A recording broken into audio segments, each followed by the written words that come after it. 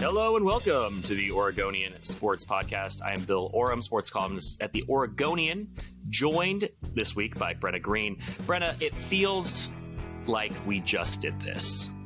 But to our listeners, it probably feels like we've been gone a long time. Yeah. I'm very happy to see the little red recording button going. That's thrilling for us. That was not a thrilling moment about 45 minutes into our last podcast, I would say, when we noticed that it was not going, even though I stand as witness. Bill Oram did press the record button because I remember seeing the countdown on our recording software. So I appreciate that defense. We had an episode for you last week. It was an absolute banger. Best ever. Nobody can prove me wrong. And then with technical difficulties, it never actually laid tape. So even better than the Sonny Greiniker episode, which was only the best one for you and I.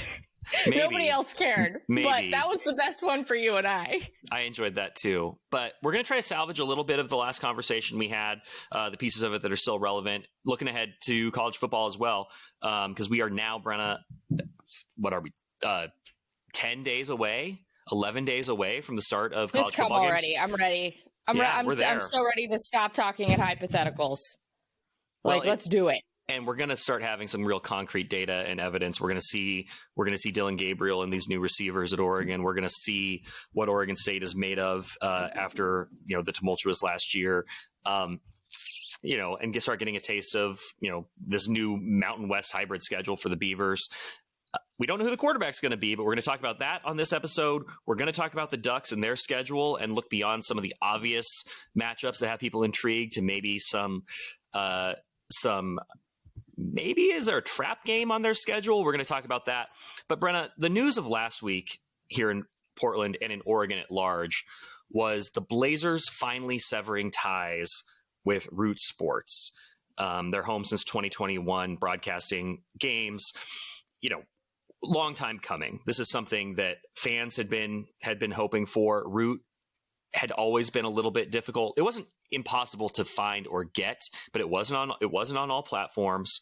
And then last year, going into last season, it got bumped up to the highest tier on Comcast, which priced a lot of people out, especially considering the Blazers were not going to be good last year. And so I don't think there was a lot of incentive for even the most loyal fans to pony up. So to recap what's already been discussed, what's already out there, what's been reported, what I've written, others have written and reported, Blazers have a plan to be on over-the-air television, which is just going to be essentially a local news station this upcoming year and going forward. They will also have a direct-to-consumer streaming service that you can subscribe to if you're not in front of your television or you don't live in an area that is covered by the antenna version of games. But basically these games are going to be available to anybody who wants to watch them pretty easily. Brenna, what are your kind of thoughts on what this means for the Blazers and their fan base? Everything old is new again, baby.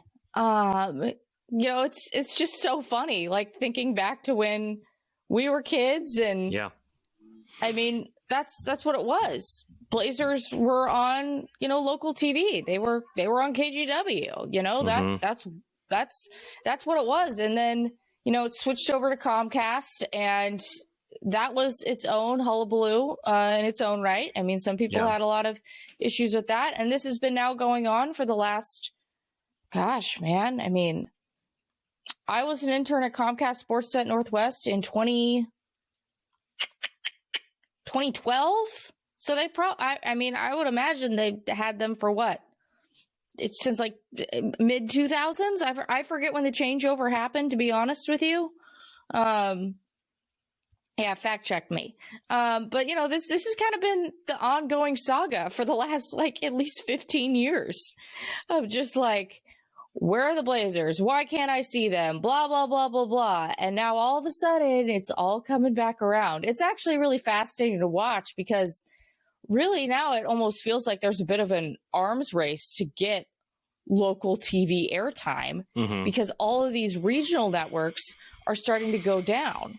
So now you're having to divvy it up between all the different stations and different markets. And our market isn't as intense as maybe some other ones are, but there's still, I mean, I think about the stuff that's on Root that may not be on, that we'll see if Root is in business in the next few, years. They're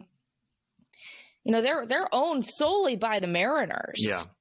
So now the only thing that they have the only professional team they have on their airwaves is the Mariners.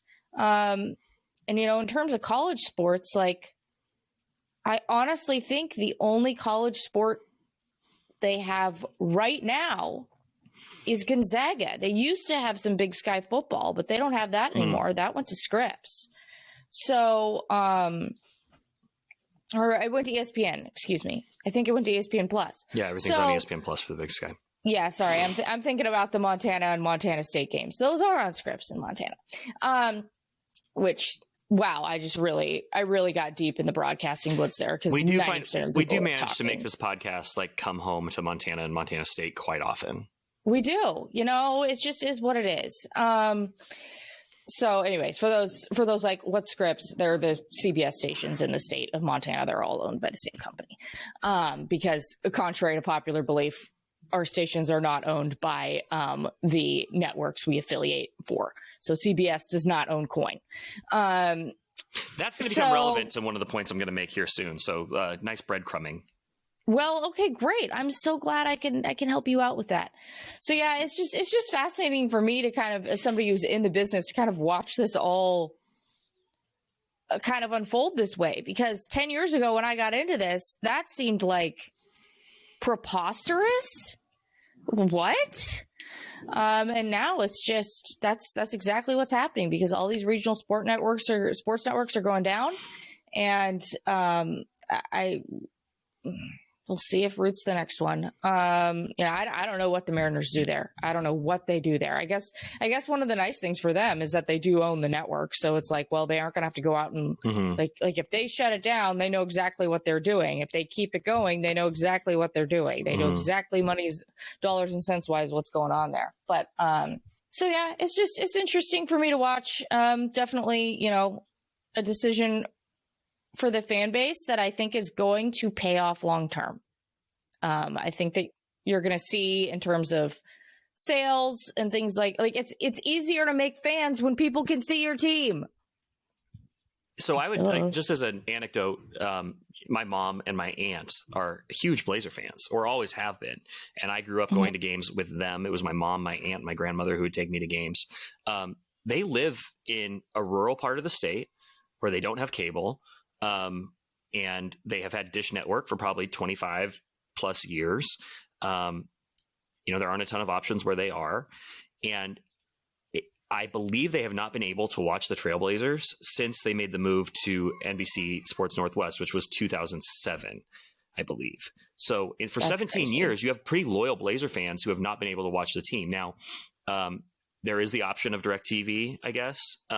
But at a certain point, it does become an economic decision, and, and people are making the best decision for themselves. And it's a cost benefit of, what it's ultimately worth to you. So, I mean, it's not impossible, but it can create a hardship. And so now to have, I suppose 82 games now available to fans who have been either priced out or logistically locked out of watching the games, it's an opportunity for the Blazers to reconnect with the state and their fan base, that isn't coming to games or isn't just all in, whatever the price of watching the games. And one thing I'm interested in, Brenna, and you talked about kind of the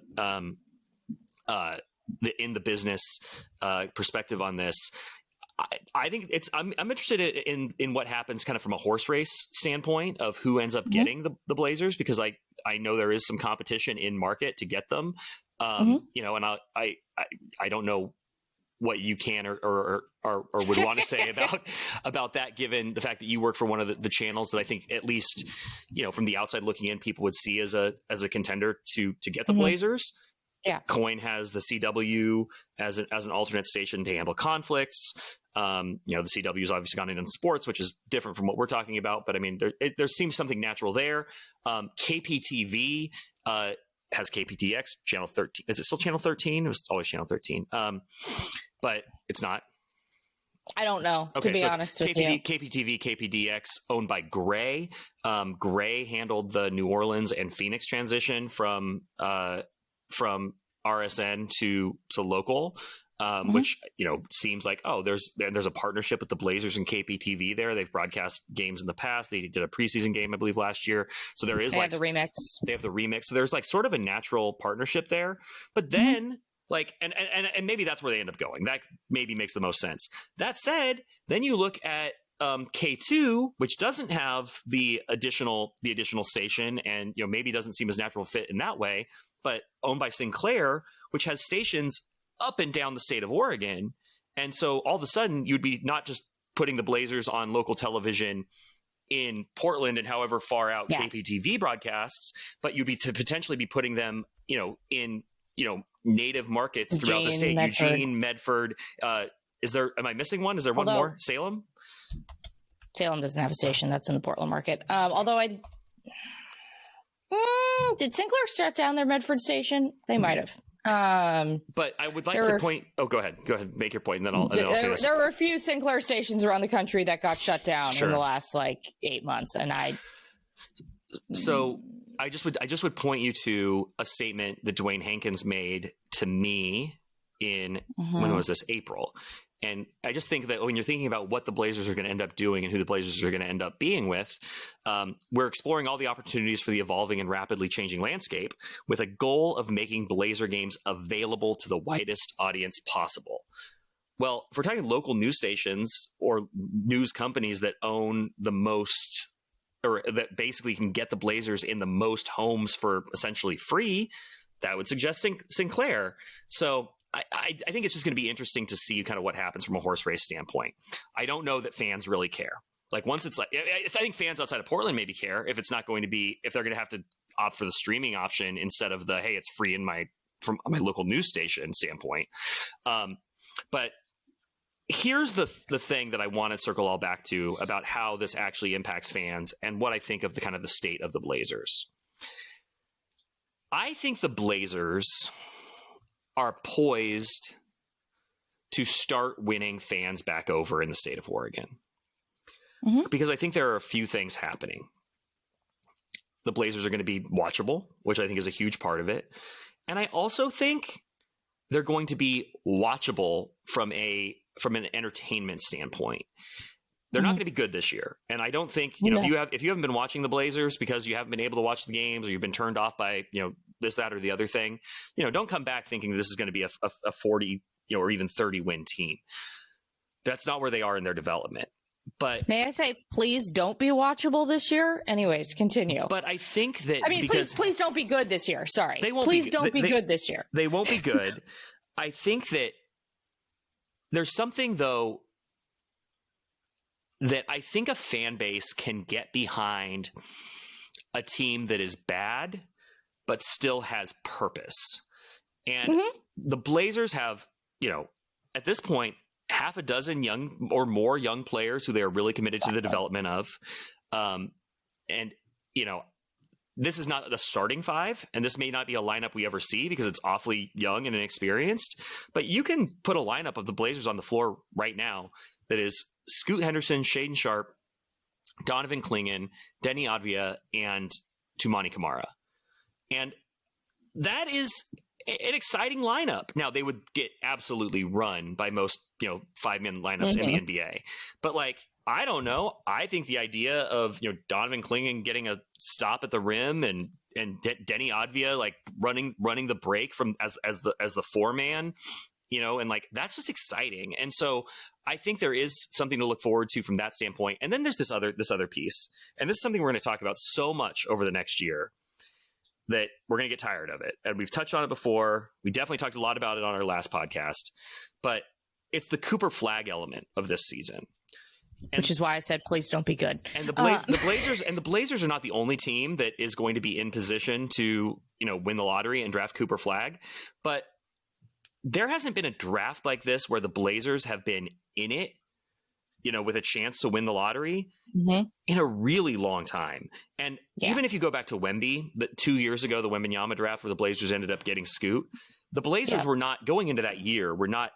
They were not in the tank for Wemby camp category. It wasn't until January or February when they kind of pulled the plug and they got to like 5th, I think, and then were able to jump up and get into the top 3 and draft Scoot. Obviously winning that lottery and drafting Wembanyama would have been franchise altering, but that wasn't kind of the mission of the season. I think there is actually something unifying about watching a team knowing that you're watching young guys grow, but also it's fine if they don't win. You don't want to do that forever, but like I do think, and I know Blazer fans are tired of the losing, but I just think there is something unifying about watching this team, hoping that like this is with the belief that that there's something waiting on the end that's gonna be really rewarding. And whether it's Cooper Flagg, Ace Bailey, there's a few guys at the top of the draft who are extremely highly regarded beyond Cooper Flagg. But I mean, if it is Cooper Flagg, I mean, my goodness, you're going to want to be familiar with the guys who are on the team because they're going to need to be ready to go once he arrives. Yeah, no, I totally agree with everything you're saying. I think that there's also something to be said about getting in on the ground floor with a bunch of young guys. Like they do have a base right now. And so, and that, I mean, obviously not all of them are sticking around because that's just the nature of the beast, but you have something kind of percolating with this group right now where there's at least a direction. Whereas like last year around this time, it didn't really feel like there was much of a direction there. They were still kind of like middling their way through.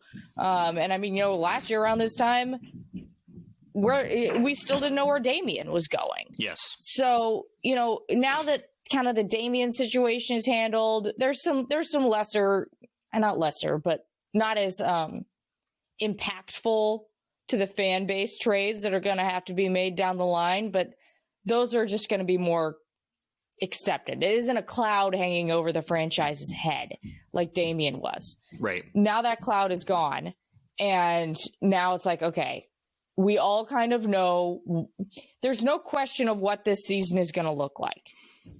You know what this season's going to look like. So when you go into a season like this, you're like, okay, I know not to have my expectations high. So like I have to find the good in what is going on out there every night. And the fact that, some of these guys will be around for a while, hopefully. Well, hopefully the tank doesn't tank. That gives you at least something to kind of hold on to know that this could be the core of the future. So no, I think you're totally right in the fact that this is a good time to just kind of start fresh in terms of this TV deal. We both knew that there was just, I said on the last podcast that didn't go up, worst kept secret of all time. Right. We all knew this was happening. It was honestly a shock that it took this long to me. I thought we were going to have this news in like May. So, yeah, I mean, that's that. So now we just wait and see. By the way, Sinclair does own the station in Medford. They just don't do local news out of it anymore. Got it. So there you go. So you have, and then because they have Eugene, Portland, Medford. You're missing Bend. They don't have a station in Bend. Do they? That's what. And they don't. And Ben doesn't pull one of doesn't pull K2 or doesn't pull KVAL. No, Bend has 2 stations. Bend is a fascinating TV market that is way in the woods for me to talk about on this podcast. Next time on the media episode of this podcast, which this one's becoming exactly. One thing that's interesting, Brenna, is this just talking about the Blazers and their young core. David Aldridge from The Athletic, member of the Naismith Memorial Basketball Hall of Fame, legendary sports media figure, wrote a piece recently and kind of assessing the state of teams around the league. But one of the things he said was that it seems like the Blazers have their backcourt of the future in Scoot Henderson and Anthony Simons. And I've always looked at it from a totally different lens, which is that if there's an odd man out here, it's Anthony. And I'm wondering if you see I'm just so far down the road of Anthony Simons is the guy who's going to have to be traded when the rubber meets the road with this backcourt. is there a way of looking at it in your mind where Anthony does not get traded? Maybe Shaedon Sharpe, or even Scoot Henderson, I suppose, in this scenario, ends up being the proverbial carrot that the Blazers dangle for another piece when they are ready to start buying being buyers in the trade market. Yeah. I think that if Anthony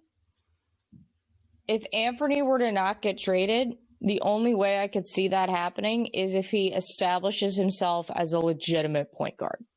Yeah. Because that is the biggest question right now for out of those three is, you kind of know Shaedon's sliding in at the 2. Like, that's what it is. Shaedon is a 2. So then it becomes, okay, if Anthony all of a sudden breaks out as this great point guard, then you've got some question marks. But yeah, I think Anthony has always kind of been qualified as a 2. So that doesn't mean he can't play point guard. In fact, there's a lot of talk. I've seen a lot of talk online about how people believe he could be a really good point guard. People who know things, who follow basketball, who are, people who I trust.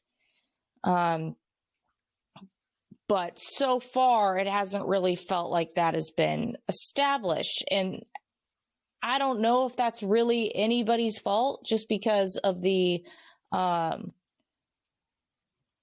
injury palooza that has been the Blazers over the last however many years. So it's been hard to establish anything in terms of a rhythm because, okay, well, all right, Shaedon's out. Ant, you're sliding to the 2. Okay, Ant's out. All right, that's going to be Scoot and Shaedon then. Oh, Scoot's out. Oh, gosh, I guess Anthony's going to the 1. And so because of that chaos, it has made it really difficult to really have a clear vision of, okay, who are the starters here? Because you can't, it's a constant, it's a rotating cast of characters. It's just sub in, sub out, sub in, sub out, because somebody's always hurt. I mean, I'd love to know how many games the 3 of them were healthy for last year. I mean, the opener, I remember in January, they had the whole starting lineup healthy for the first time since the opener. Wait, no. Was that December? I think it was. It was December. And then immediately it was gone again. It was midway through December that they had the starting lineup all healthy, I think, again. And then it didn't happen. So when you have that sort of chaos, it's really hard to establish anything. So I don't necessarily think it's Anthony's fault. But if Anthony wants to stick around, he has to establish himself as the point guard of the future, I think.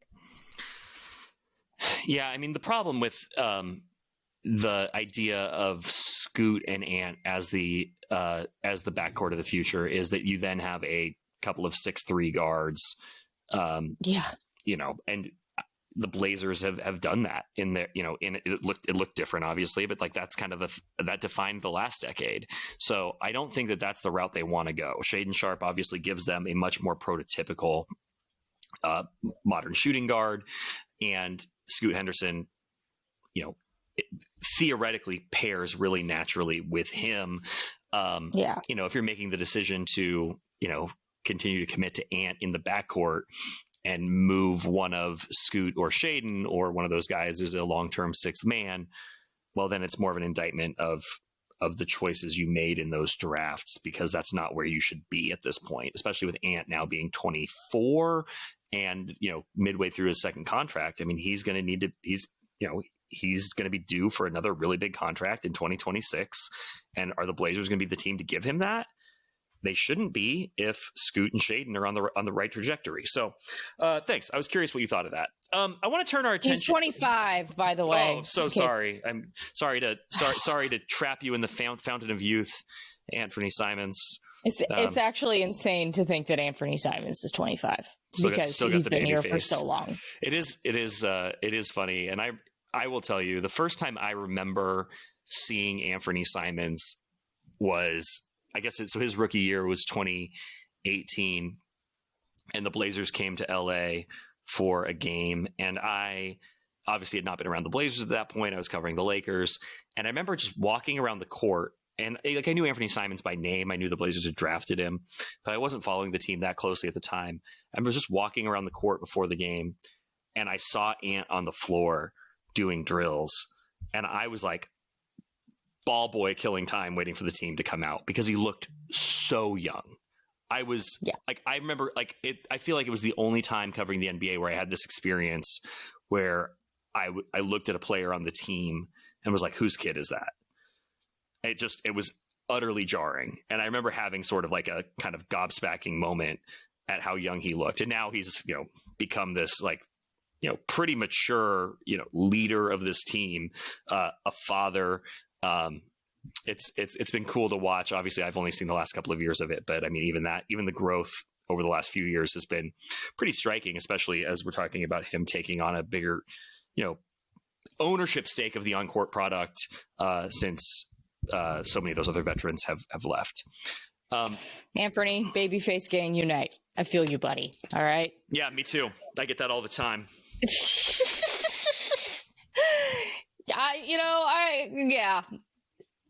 People think I'm much younger than what I am, which sometimes leads to a definitely I was at Fred Meyer last night. I definitely got hit on by like a 20-year-old Fred Meyer worker, and I'm just like, I gotta get out of here. These are real things. Oh, well, things that I shared on the podcast. Turning the page to Oregon football. Speaking of 20-year-olds, Brenna, we've talked about the Ducks, ad nauseum. You and I are both ready to see this team get out on the field and play. There's, so much excitement. The AP poll last week came out, had them at number 3. You are a voter in the AP top 25. You had them at number 3. One voter had them at number 1, Brett McMurphy. But needless to say, this is a team that is seen as having extremely realistic CFP championship aspirations. Dan Lanning has said this is the most talented team he's had in his 3 years at Oregon, which is saying something considering the amount of talent they put in the NFL last spring. A school record 9 players in the draft. Heisman finalist, probably wins the Heisman if they don't lose that Pac-12 championship game to Washington. So all of that. And we did talk about the Ohio State game last week on our episode that we did not end up publishing. We're going to come back to that another time. But as you look at the schedule for the Ducks, it lines up really well, I think you'd say. Ohio State at home. You catch Michigan in a little bit of a down year, certainly down from where they were a year ago. You're home a ton. You're not on the road very much in this first year in the Big Ten. It lines up really well for, the Ducks to either sweep the table or to get by with maybe one loss. But I'm wondering if there is in your mind a trap game on this schedule where the Ducks are going to be vulnerable more than maybe people are giving them credit for or are thinking at this point. I'm going to go with the Michigan State game. That's on my list. It's on your list? I mean, you've got a coach at Michigan State who knows how to beat Oregon. That's not a question. He knows how to beat Dan Lanning. He has beat Dan Lanning before. You have quarterback and Aiden Childs that sure looked like he was coming on strong last year. And, I would imagine he's pretty hungry to beat the Ducks after the beatdown of last season. It's a Friday night game. So that's, a little bit out of the norm. Autzen might not be as hot as it normally is because of that.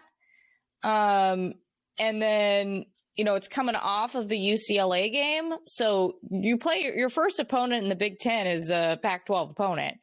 So you're kind of familiar. Whereas that really to me feels like the first Big Ten game because it's an unfamiliar opponent. Now, is it totally an unfamiliar opponent because you know the head coach?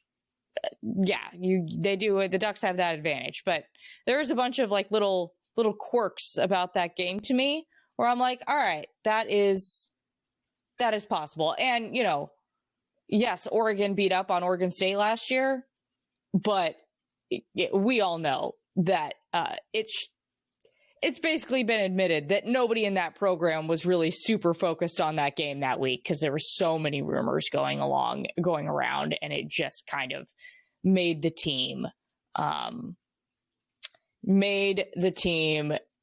kind of cannibalize itself. It was a rough week for them. So for them to come out and compete in that game was going to be pretty hard. So yeah, I think that one I like that one as a bit of a sleeper. I think that you and I are looking at this kind of the same way, because I think when we talk about letdown games, the natural place to, or trap games, the natural place to look is at the biggest game on the schedule, and then on either side of it, right? There is a risk of overlooking an opponent, and then on the back end, there's a risk of having a letdown after a really, potentially huge performance. Michigan State is going to be traveling west in that game for a night game in Eugene. Potential for some weather, but who knows? Early enough in October, maybe you don't have to worry as much about it. But that game's going to be at essentially 10 o'clock, 11 o'clock their time. I think the Ducks are going to be fine against the Spartans. I think Michigan State, it's going to take Jonathan Smith some time. My trap game is, again, we're looking at this exactly the same way, just on the flip side. I looked at next weekend at Purdue. Purdue was picked to be the worst team in the Big Ten. People who have watched Purdue in fall camp say there's some talent there. Maybe not as bad as we think. Also, it's going to be the Ducks' first true road game in the Big Ten. Just like you said, they're UCLA, familiar territory. Not for this staff or any of the players on this roster, but Pac-12 venue, Pac-12 opponent, West Coast time zone. It's going to feel pretty familiar down here for UCLA. So the first true Big Ten road trip is to West Lafayette the week after Ohio State at home.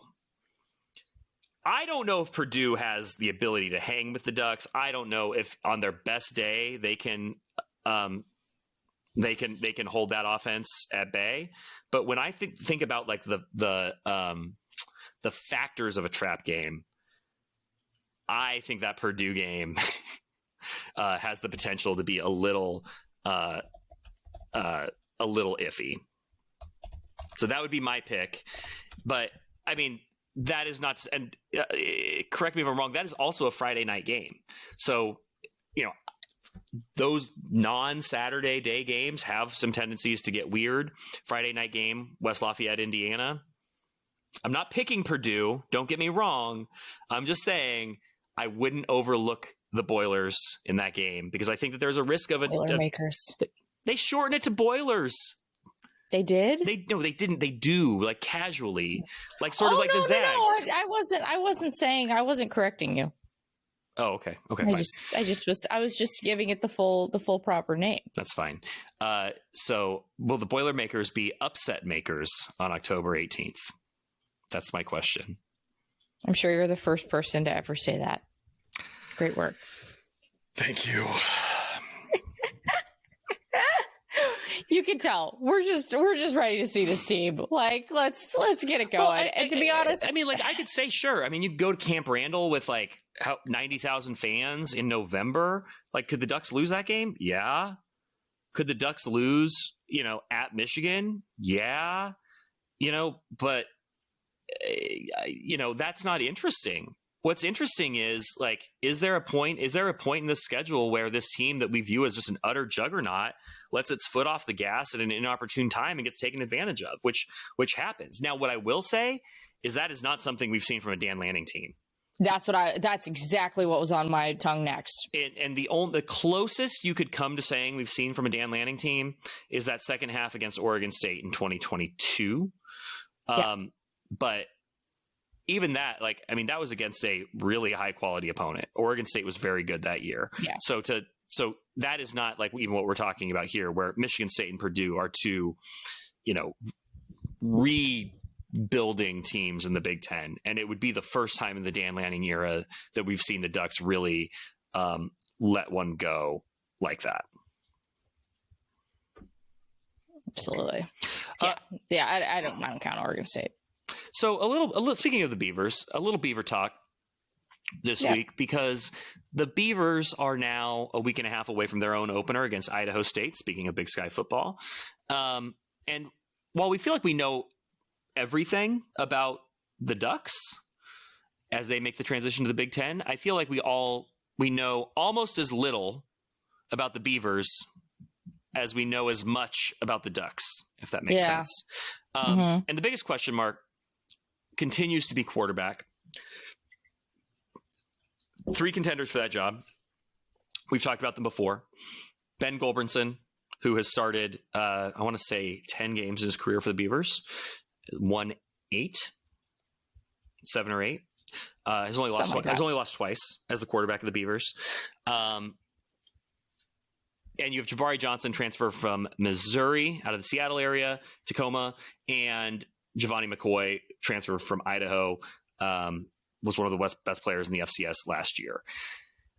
Ben Gulbranson is really interesting. And our Nick Daschle, my Nick Daschle, not your Nick Daschle, everyone's Nick Daschle, the Oregonians' Nick Daschle, had sort of been planting the seeds throughout the summer that there might be a chance that Ben Gulbranson would still end up being the starting quarterback on this team. And I really didn't see it, just for the simple fact that, he's been in the program. He's not the most talented guy out there. You went out and found 2 players in the portal who should certainly have more upside, are more explosive athletes. But here we are at the end of fall camp, and it seems like Ben Gulbranson still has a chance at being the starter on opening day. How are you viewing this job at this point? And would you be surprised if it's Ben at this point?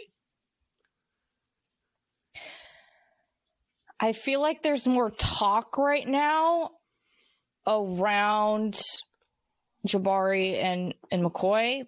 Like, there's just been more chatter when I'm watching media availabilities, because even though, like, I'm not down there, I'm really religious about watching what they talk about every day. Doesn't feel like Ben's been coming up nearly as much as the other 2.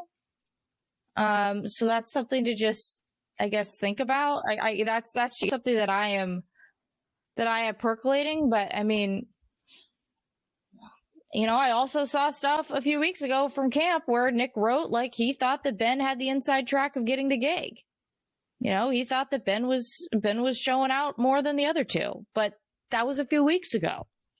So things change, I do know that they're going to name that starting quarterback at the end of this week.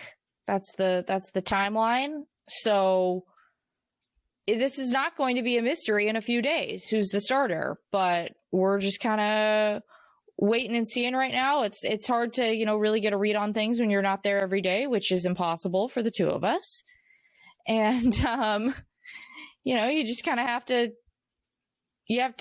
take what hints you can get. And my hints currently, just watching media availabilities, is that the other 2 are coming up way more than Ben is. So my understanding from Nick is,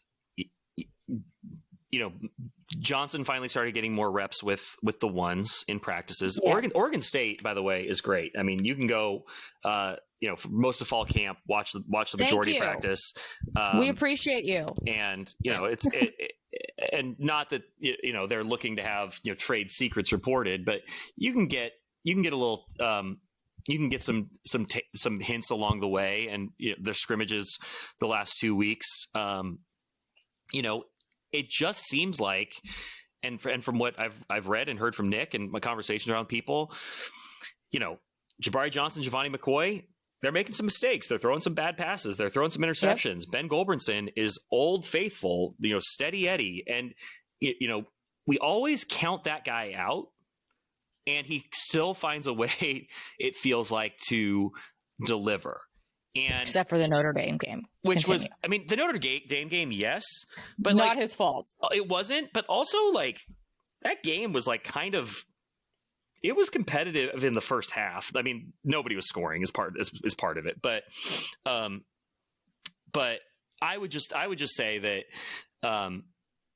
nothing about Ben Gulbranson surprises me anymore, because everything that you can point to and say, well, like, okay, do Beaver fans really want to watch another Ben Gulbranson season? Like, it doesn't exactly like get your heart palpitating. But if he's not going to make mistakes, he's not going to turn the ball over a ton. Do you need that?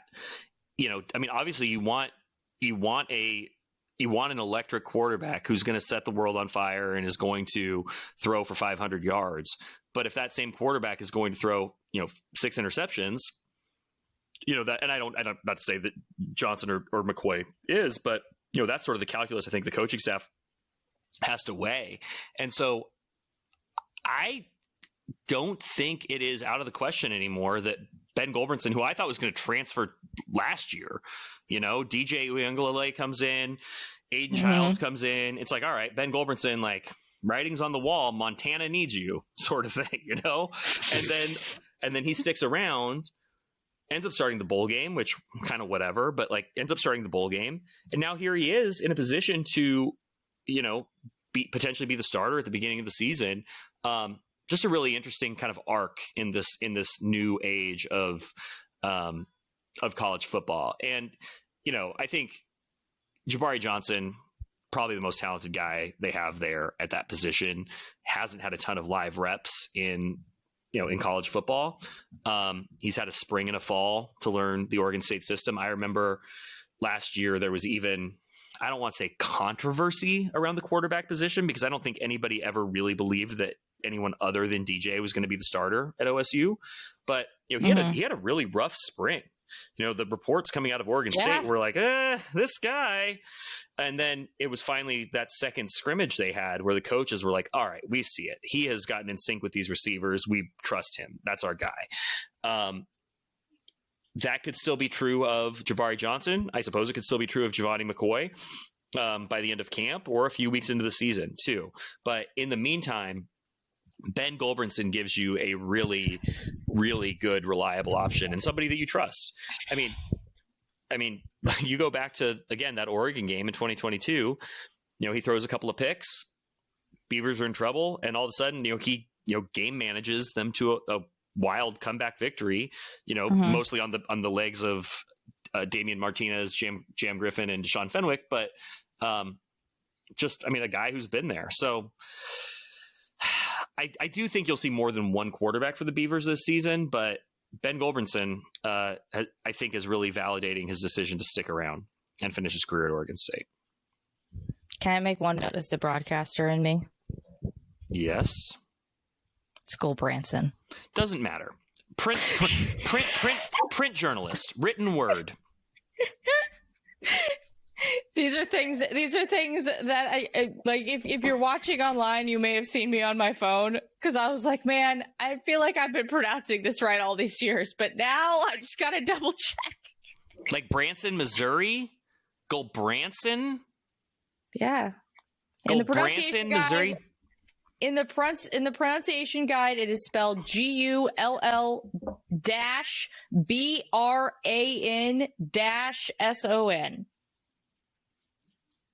Okay, so, then. All right. Yeah. All right. Well, now you obviously need the job to go to Jabari Johnson or Giovanni McCoy, so I never have to feel this shame ever again. I'm sorry. It's the broadcaster in me, as somebody who has to pronounce names way too often. Who, oh my God, names are the toughest part of my job. Like, full stop. Because a lot of times you can think you have a name down, and then you get out there and you just like see it on the prompter, and you're like, man, I think I'm pronouncing this right, but I might not be.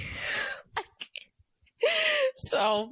Yeah, there you go. As somebody, I'm hypersensitive to names, so there you have it. Is it Gulbranson or Gulbranson?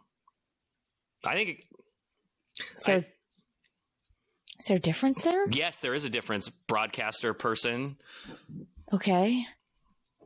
Just saying. Okay. Well, Gulbranson. That's a very slight difference. Just saying. Okay. Well, we can clarify this whenever you're at an Oregon State game next. After the Idaho State game, first question. Please pronounce your name. Yeah. I hope he starts that game so we can get him. Exactly. Yeah. I think that that's an astute idea that we will see more than one quarterback this year for Oregon State. But we'll see what happens. It's going to be resolved soon enough, but I'm just ready for that to. I guess the reason this intrigues me is because Ben Gulbranson is sort of the steady Eddie, always the bridesmaid, never the bride. He's so different than the other two in terms of play style as well. I just really, you don't go get two players out of the transfer portal who you don't go get two players out of the transfer portal at that position who, have options if you expect Ben Gulbranson to be the guy. Now, granted, they love Ben. They have trust in Ben. I'm not trying to denigrate Ben, but obviously you were looking to upgrade at the position from what you already had. And so it does surprise me in that sense. It will surprise me in that sense if, at least by mid-year, we're not talking about one of these other guys winning the job. And then it becomes a question of, well, what went wrong, I guess. But that also assumes that Ben doesn't have them at 6-0. I don't think they're going to beat Oregon, but they could be 5-1, 6-1. And if you're rolling with Gulbranson, why do you make a change? So, I don't know. It's going to be interesting to watch.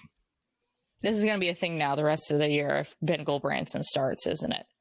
If Ben Gulbranson starts, going to make sure that you're going to just make sure to emphasize that part of his name every time, right?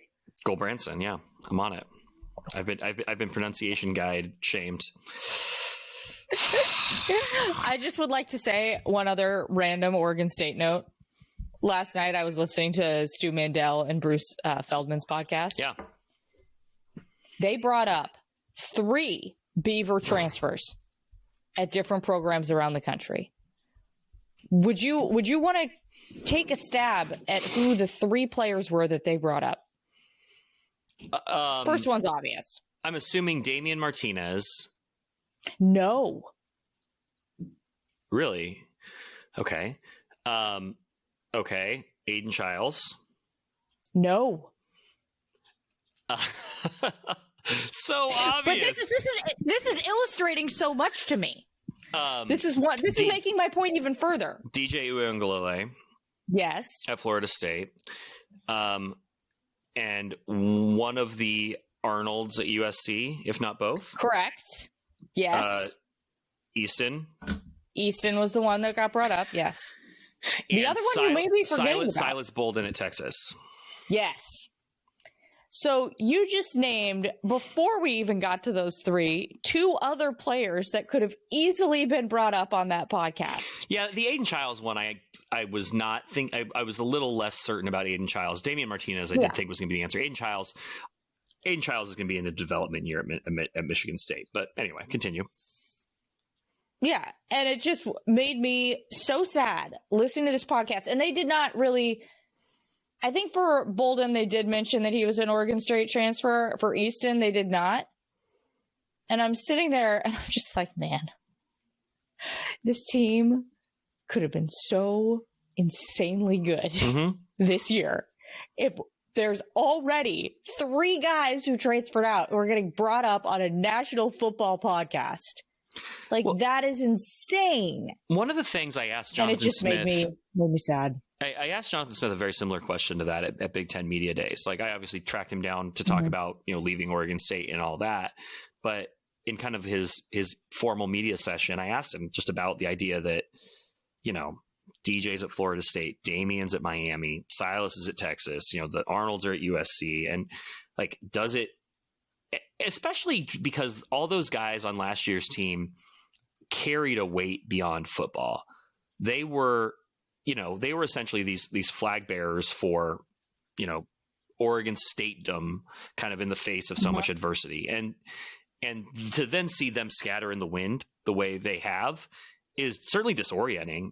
But I also think it is sad. I think it's sad because there was such a rallying cry for Oregon State a year ago.